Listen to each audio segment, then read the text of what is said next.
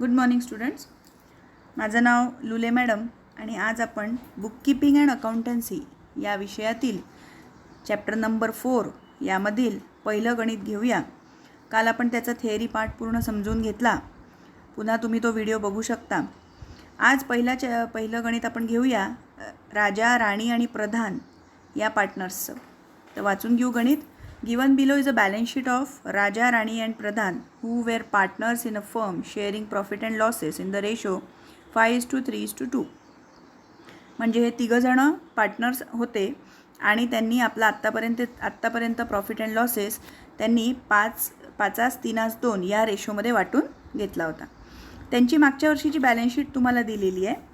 Liability साईडला creditors, bank overdraft, reserve fund, capital तिघांचे दिलेले आहेत आणि ॲसेट साईडला कॅश, डेटर, स्टॉक, मशिनरी, लँड, फर्निचर.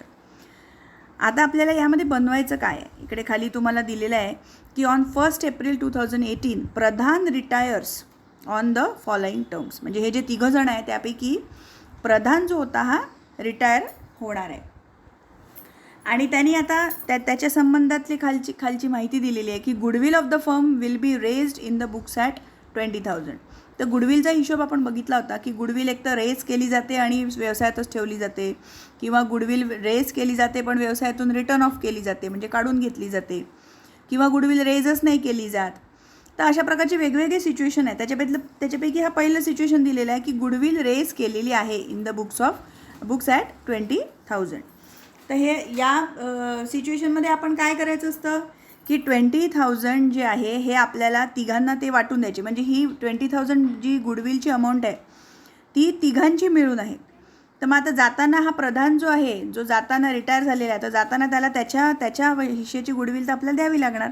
त्याच्यामुळे जेव्हा आपण कॅपिटल अकाउंट बनवू तेव्हा हे गुडविल तिथे तिघांना या त्यांच्या जुन्या रेशोमध्ये वाटून देऊ. दुसरी एंट्री याची अशी होईल की ही 20,000 तुम्हाला नवीन बॅलन्स शीटमध्ये दाखवायचे. तर अशा याच्या 2 एंट्री होतील. तसंच stock be reduced by 10%, furniture by 5%, machinery by 11%. तर हे सगळे रिड्यूस करायचे म्हणजे या सगळ्यांवर डेप्रिसिएशन लावायचं आहे. स्टॉकवर 10% लावायचं आहे म्हणजे 10%नी स्टॉकची व्हॅल्यू कमी करायची. त्यानंतर फर्निचरची 5%नी आणि मशिनरीची 11%नी. म्हणजे याचा अर्थ काय की याचे 2 एंट्रीज कुठे होतील? तर एक तर होईल रिव्हॅल्युएशन अकाउंटमध्ये. कारण की आपण रिव्हॅल्युएशन अकाउंट बनवणार आहे ज्यामध्ये सगळ्या ॲसेट्स आणि लायबिलिटीजची व्हॅल्यू कमी किंवा जास्त जी होते ती आपण तिथे त्याचा डिफरन्स जो आहे तो रेकॉर्ड करणार आहे. आणि दुसरी एंट्री याची होईल आहे की जेव्हा आपण फर्निचर, मशिनरी आणि स्टॉक आपण बॅलन्स शीटमध्ये लिहू तेव्हा ते मागच्या वर्षीच्या याच्यातून तेवढी अमाऊंट कमी करून दाखवायची. कारण की त्यांनी म्हटलं आहे की रिड्यूस करा म्हणून. मग जेव्हा फर्निचर लिहू तर मागच्या वर्षीचं फर्निचर जसं बघा 5,000 दिसतं आहे, त्याच्यातून 5% अमाऊंट आपण मायनस करून दाखवू तिथे. तर दुसरी एंट्री ही येईल याची बॅलन्स शीटमध्ये आणि पहिली येईल आहे रिव्हॅल्युएशन अकाउंटमध्ये. तसंच RDD दिलं आहे, ते डबल डी दिसतं आहे तिथे. RDD be maintained at 5% on debtors. डेटरसुद्धा आपली ॲसेट्स आहे आणि ते जे आपण कमी करतो त्याला डेप्रिसिएशन शब्द न देता RDD दिलेला आहे. रिझर्व्ह काढून ठेवतो आपण डेटर्समधून. तर हे सुद्धा आपल्याला 2 ठिकाणी येईल आहे. रिव्हॅल्युएशन अकाउंटमध्ये जिथे डेटर्स आपण कमी करून दाखवू 5%नी आणि तेच 5% आपण जे बॅलन्स शीटमध्ये डेटर्स लिहू तिथून पण RDD मायनस करून दाखवू. त्याच्यामुळे हे पण येईल आहे रिव्हॅल्युएशन अकाउंट आणि बॅलन्स शीट. चौथा आहे 200 to be written off from creditors. आता क्रेडिटर्ससुद्धा 200नी कमी झाले आहे म्हणतात. रिटर्न ऑफ करणे म्हणजे कमी करणे, काढून टाकणे. तर क्रेडिटर्स 200 रुपये कमी करा म्हणतात. तर हे सुद्धा रिव्हॅल्युएशन अकाउंट आणि बॅलन्स शीटमध्ये येईल आहे. आणि नंतर शेवटचं दिलं आहे बघा की out of the amount due to Pradhan 5,000 to be paid by cash and remaining amount to be transfer to his loan account. याचा अर्थ काय की हा जो प्रधान जाताना आपण रिटायरमेंट झाली आहे त्याची, तर त्याला जी अमाऊंट ड्यू आहे म्हणजे त्याला जी अमाऊंट देणे आहे आपली, तर ती किती निघाली आहे ती अजून आपण काढायची. आपण हे जे सगळे पूर्ण अकाउंट्स बनवू आपल्याला सगळे शेवटी मिळणार आहेत कॅपिटल अकाउंटमध्ये की त्याला किती अमाऊंट द्यायची आहे. त्याच्यापैकी म्हणतात 5,000च कॅशमध्ये द्या. 5,000 to be paid by cash, 5,000च त्याच्या हातात कॅश द्या आणि remaining amount to be transfer to his loan account. त्यांनी काही लोन घेतलेलं आहे तर ती जी त्याची उरलेली अमाऊंट आहे, म्हणजे समजा एक फॉर एक्झाम्पल सांगते की 20,000 समजा त्याला दिलेली अमाऊंट आपण काढली की आता टोटल याचा प्रॉफिट, त्याचा प्रॉफिट, रिझर्वचे हिस्सा, त्याचा सगळ्याचे हिस्से मिळून त्याला 20,000 रुपये देणे आहे. म्हणजे तो रिटायरमेंट झाला की त्याला संस्थेकडनं 20,000 रुपये देणे असं जर असेल तर त्याच्यापैकी 5,000च त्याला कॅश द्यायची आहे. उरले किती 15,000, तर ते 15,000 त्याच्या लोन अकाउंटला ट्रान्सफर करायचे असा त्याचा अर्थ आहे. मग आता किती अमाऊंट उरली आहे आपल्याला अजून माहिती नाही आहे, पण 5,000 कॅश द्यायचे हे आपल्याला कन्फर्म माहिती झालेलं आहे. ओके, तर अशा रीतीने आपल्याला हे, तर याची पण आपण एंट्री कशी करणार आहे, 5,000 आपण कॅपिटल अकाउंटमध्ये लिहिणार आहे आणि हेच 5,000 आपण कॅशमधून कमी करणार, कारण की 5,000 आपली कॅश कमी होऊन राहिली. ठीक आहे, आणि रिमेनिंग अमाऊंट जी आहे ती लोन अकाउंटला केली आहे. तर रिमेनिंग अमाऊंटची एंट्री कुठे होईल, एक तर तुम्हाला ती मिळेल रिमेनिंग अमाऊंट कॅपिटल अकाउंटमध्ये, तिथे एक एंट्री दिसेल, आणि दुसरी एंट्री येईल लोन अकाउंट, म्हणजे काय आहे, आपली लायबिलिटी आहे ती आपण दिलेली आहे किंवा देणार आहे, तर ती आपल्याला बॅलन्स शीटमध्ये दाखवायची आहे, लोन अकाउंटची अमाऊंट. ठीक आहे, तर अशा पद्धतीने आपण हे केले आहे. तर सगळ्यात पहिले आपण रिव्हॅल्युएशन अकाउंट बनवूया. सगळ्यात पहिली स्टेप असते रिव्हॅल्युएशन अकाउंट. त्यांनी म्हटलेलं आहे बघा, prepare profit and loss adjustment account, partners capital account आणि balance sheet of new firm. ते बघा इथे आता तुम्हाला profit and loss adjustment account दिसतं आहे, म्हणजेच तुमचं काय आहे, रिव्हॅल्युएशन अकाउंट आहे. आता या रिव्हॅल्युएशन अकाउंटमध्ये तुम्हाला कसं कसं कॅल्क्युलेशन करायचं आहे ते बघा. आता जसं आपण थोडंसं समजा मागे गेलो परत, तर तुम्हाला दिसतं आहे की पहिलं होतं जे रिव्हॅल्युएशनमध्ये येणार होतं ते स्टॉक बी रिड्यूस्ड बाय 10%. तर सगळ्यात पहिले हे लक्षात ठेवायचं की स्टॉक काय आहे, ॲसेट्स आहे, आणि ॲसेट जर रिड्यूस होते तर ती आपण कुठे लिहितो, डेबिट साईडला लिहितो. 10%नी रिड्यूस करा. आता मागच्या बॅलन्स शीटमध्ये बघा स्टॉक किती दिलेली आहे, 17,500. ती जर आपण 10%नी रिड्यूस केली तर आपल्याला किती मिळतील आहे, 1,750. म्हणून हे बघा इथे लिहिलेलं आहे टू स्टॉक अकाउंट 1,750. तसंच फर्निचरची पण रिड्यूस करा म्हणतात. तर फर्निचर पण आपले ॲसेट्स आहे आणि ॲसेट रिड्यूस होते, तर मग आपण ती ॲसेट साईड आपलं डेबिट साईडला लिहिणार टू फर्निचर अकाउंट. आता याचं पण कॅल्क्युलेशन कसं करायचं बघा. फर्निचर आहे 5%. फर्निचरची मागच्या वर्षीची अमाऊंट किती आहे, 5,000. 5,000च्या 5% काढायची आहे. तर तुम्हाला मी आयडिया सांगितली होती, 5,000च्या पहिले 10% काढून घ्यायची म्हणजे 500 रुपये, आणि त्याच्या अर्धी करायची 5% म्हणजे 250 रुपीज.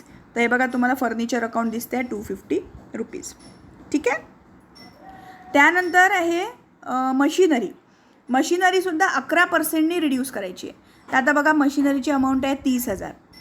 30,000नंतर 11%नी रिड्यूस करणे म्हणजे काय करायचं, 30,000 गुणिले 11 भागिले 100.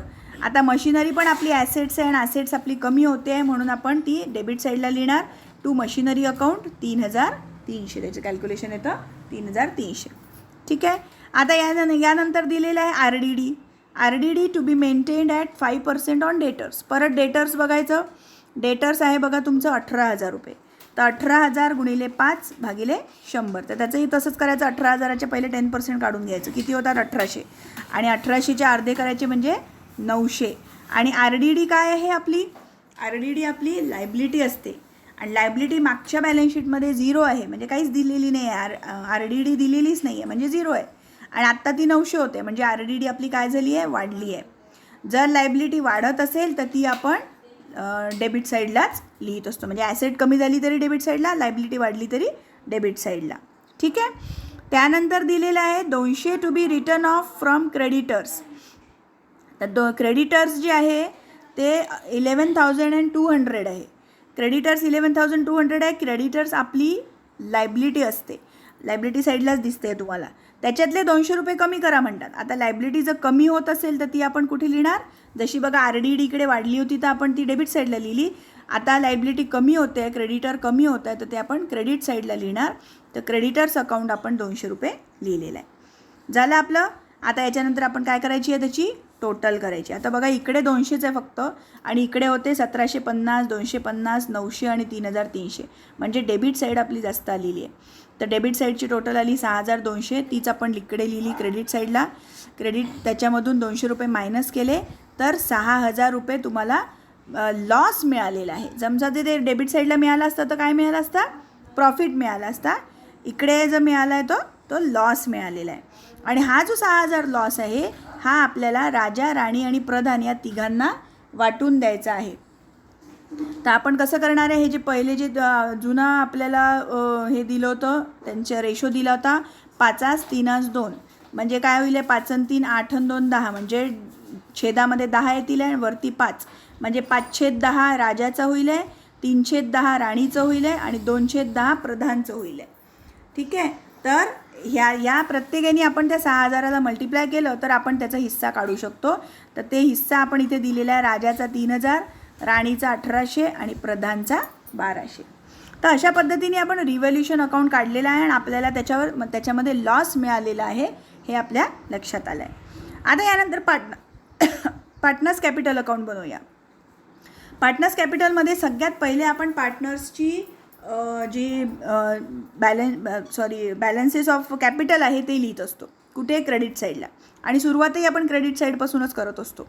तर सगळ्यात पहिले क्रेडिट साईडला बाय बॅलन्स ब्रॉट डाऊन जे लिहिलं आहे तर हे जे 42,000, 37,000, 33,200 हे कुठून आलेलं आहे? तर हे तुमच्या मागच्या वर्षीच्या बॅलन्स शीटमध्ये त्यांचे कॅपिटल दिलेले आहेत. बघा इथे, हे बघा इथे दिलेलं आहे 42,000, 37,000 आणि 33,200. ठीक आहे. तर हे तुम्हाला सगळ्यात पहिले त्यांच्या अकाउंटमध्ये लिहायचे आहेत. त्याला आखलं कसं आहे ते तुम्ही बघून घ्या व्यवस्थित. त्याचा प्रोफार्मा राजा, राणी, प्रधान तिघांचे वेगवेगळे अकाउंट आपण मेंटेन करणार आहे. तर बाय बॅलन्स ब्रॉट डाऊन 42,000 राजाचे होते, राणीचे होते 37,000, प्रधानचे होते 33,200. त्यानंतर रिझर्व्ह फंड दिलेला होता. रिझर्व्ह फंड नेहमी जेव्हा रिटायरमेंट असतो तेव्हा ते या लोकांना वाटून द्यायचा असतो. कारण रिझर्व्ह फंडचे आत्तापर्यंतचे पैसे त्यांनी जमा करून ठेवलेले आहेत तिघांनी मिळून. त्याच्यामध्ये तिघांचा अधिकार आहे. तर रिझर्व्ह फंडचे पैसेसुद्धा जसं आपण आता लॉस वाटून दिला 5, 3, 2 तर त्या 5/10 मल्टिप्लाय करायचं तर राजाचं मिळेल, 3/10 मल्टिप्लाय केलं तर राणीचं मिळेल आणि 2/10 मल्टिप्लाय केलं तर प्रधानचं मिळेल. तर ते आलं 7,500, 4,500 आणि 3,000. तुम्ही कॅल्क्युलेशन करत चला सोबत म्हणजे तुमच्या ते लक्षात येईल.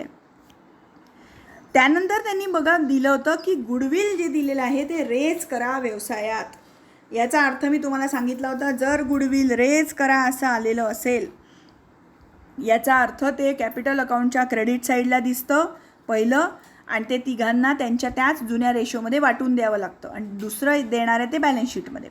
तर पहिली एंट्री आपण इथे करून घेऊ. बाय गुडविल अकाउंट 5, 3, 2 परत तेच आहे. 20,000 गुणिले 5/10, 20,000 गुणिले 3/10, 20,000 गुणिले 2/10. अशा पद्धतीने तुम्हाला ह्याची अमाऊंट मिळेल 10,000, 6,000 आणि 4,000. आता याच्या खालीच ॲक्च्युली आपल्याला रिव्हॉल्युशन अकाउंट जे आहे profit and loss adjustment account त्याचा प्रॉफिट लिहायचा असतो. पण आपल्याला यावेळी काय झालेलं आहे? लॉस झालेला आहे. त्याच्यामुळे लॉस आपण अपोजिट साईडला लिहिणार. तर हे बघा इकडे डेबिट साईडला तुम्हाला दिसत आहे to profit and loss adjustment account. Loss आहे तो 3,000, 1,800 आणि 1,200. ठीक आहे. आता याच्यानंतर हे सगळे आपण एंट्रीज पूर्ण आपले झालेले आहेत. आता याच्यानंतर त्यांनी जी एक ॲडजस्टमेंट लिहिली होती की 5,000 जे आहे हे बघा तुम्हाला लास्ट याच्यात दिसतं आहे की out of the amount due to Pradhan 5,000 to be cash by 5,000 to be cash by paid by cash. म्हणजे प्रधानला दिल्या जाणाऱ्या पैशामध्ये 5,000 जे आहे ते तुम्हाला कॅशनी द्यायचे. म्हणजे आपल्याला ही फिक्स्ड अमाऊंट माहिती आहे 5,000 द्यायचे.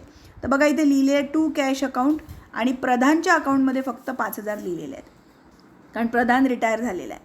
ठीक आहे. आता याच्यानंतर आपलं सगळं झालेलं आहे. आपण याची टोटल करूया. तर टोटल बघा प्रधानपासून सुरू करू आपण. तर इथे 33,200 दिसतं आहे का तुम्हाला. नंतर 3,000, नंतर 4,000 याची टोटल येते 40,200. हीच 40,200 आपण इकडे लिहिलेली आहे डेबिट साईडला आणि त्याच्यातून वरचे 1,200 आणि हे 5,000 हे मायनस केलेले आहेत. तर तुम्हाला मिळतं प्रधानच्या लोन अकाउंटला किती अमाऊंट ट्रान्सफर होते ते दिलं आहे. कारण त्यांनी म्हटलं होतं की जेवढी टोटल अमाऊंट आहे त्याच्यापैकी 5,000 कॅश द्या आणि बाकीची जेवढी उरेल तेवढी त्याच्या प्रधानच्या लोन अकाउंटला ट्रान्सफर करा.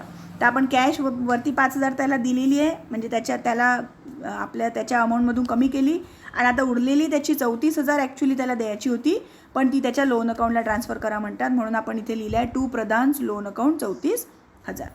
त्यानंतर राणीचं कॅल्क्युलेशन करू आपण. 37,000, 4,500, 6,000 यांची टोटल आली 47,500. तीच आपण इकडे लिहिली 47,500. त्याच्यातून ते वरचे 1,800 मायनस केले प्रॉफिट अँड लॉस जो झाला होता तर आपल्याला मिळतात 45,700. ही बॅलन्स आहे आपला पुढच्या वर्षीच्या कॅपिटलचा. ठीक आहे. कॅपिटल अकाउंटमध्ये मिळाला ना आपल्याला तर तो पुढच्या वर्षीच्या कॅपिटलमध्ये आपण टाकणार आहे म्हणजे न्यू बॅलन्स शीटमध्ये. तसंच आपण राजाचं करू. 42,000 अधिक 7,500 अधिक 10,000 त्याची टोटल आली 59,500. तीच आपण इकडे लिहिली 59,500. हे 3,000 त्याच्यातून मायनस केले वरचे तर आपल्याला मिळतात 56,500. तर 56,500 सुद्धा आपली कॅपिटलची अमाऊंट आहे. म्हणजे आपल्याला आता पुढच्या बॅलन्स शीटमध्ये काय काय न्यायचं आहे, कॅश अकाउंटमध्ये 5,000 कमी करायचे, जी कॅश मागच्या वर्षी होती त्याच्यातून 5,000 कमी करायचे कारण आपण 5,000 त्याला दिलेले आहे. लोन अकाउंटमध्ये आपण 34,000 टाकले, याचा अर्थ काय आहे की आपल्याला लायबिलिटी साईडलाही लोन अकाउंट ट्रान्सफर करावं लागेल. आणि हे जे बॅलन्सेस आहेत दोन, कोणते कोणते, 56,500 आणि 45,700, जे राजा आणि राणीचे कॅपिटल आहे पुढच्या वर्षीचं, ते आपण त्यांच्या कॅपिटल म्हणून आपण त्यांच्या लायबिलिटी साईडला लिहिणार आहे. मग आता आपण सुरू करूया आपली बॅलन्स शीट. आता बॅलन्स शीटमध्ये सगळ्यात पहिले आपण लायबिलिटी साईड घेऊ. क्रेडिटर्स आपण कमी केले होते 200नी, तर आपण आता क्रेडिटर्सची मागच्या वर्षीची अमाऊंट बघू. 11,200 होती, त्याच्यातून लेस करू रिटर्न ऑफ 200 रुपये, बाहेर आले 11,000. बँक ओव्हरड्राफ्टवर काहीच त्यांनी ॲडजस्टमेंट दिली होती, तर ॲज इट इज ती बँक ओव्हरड्राफ्टची अमाऊंट इकडे आपल्याला ट्रान्सफर करायची. मागच्या वर्षीच्या बॅलन्स शीटमध्ये बघा ती किती होती, 9,700 होती. याही वर्षी आपण 9,700 लिहिणार कारण त्याच्यावर ॲडजस्टमेंट काहीच नव्हतं, कमी किंवा जास्त काहीच केलेलं नाही आहे. त्यानंतर पार्टनर्स कॅपिटल. आता याच्यातून आपल्याला प्रधान काढून टाकायचा आहे. प्रधान गेला, आता प्रधान रिटायर झाला. मग आता कोण उरले, राजा आणि राणी. त्या राजा आणि राणीचे कॅपिटल हे आपल्याला बघा इथे दिलेले आहेत, 56,500 आणि 45,700. तेच आपल्याला इथे ट्रान्सफर करायचे, 56,500 राजाचे आणि राणीचे 45,700. आणि प्रधानचे जे लोनला ट्रान्सफर करायचे ते सुद्धा आपण इथे लिहून घेणार. प्रधान्स लोन अकाउंट 34,000. तसंच इकडे आता हे सगळी झाली लायबिलिटी साईड. कॅशमध्ये आपण ॲसेट्समध्ये बघा कॅश आपण कमी करणार आहे. मागच्या वर्षीच्या याच्यात 7,600 कॅश दिसत होती तुम्हाला. तुम्ही पुस्तक जवळ ठेवा म्हणजे तुमच्या लक्षात येईल. मागच्या वर्षीच्या बॅलन्स शीटमध्ये तुम्हाला कॅश दिसत होती 7,600.